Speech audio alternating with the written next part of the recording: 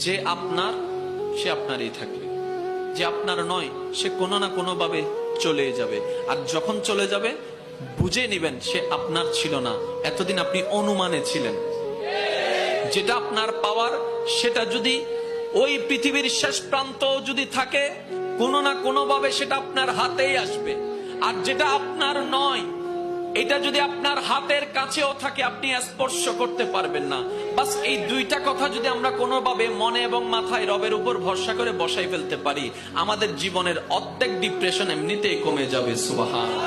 বিশ্বনবী পাগলের মতো একবার হাউজে কাউসারে যাবেন, একবার সিরাতে যাবেন, একবার পুলসিরাতের দিকে, একবার হাউজে কাউসারের দিকে পাগলের মতো দৌড়াতে থাকবেন। তার কোনো গুনাহগার উম্মত যাতে জাহান্নামে ঢুকে না যায়, সেদিন কেউ সুপারিশ করতে পারবে না বিশ্বনবী ছাড়া। এজন্য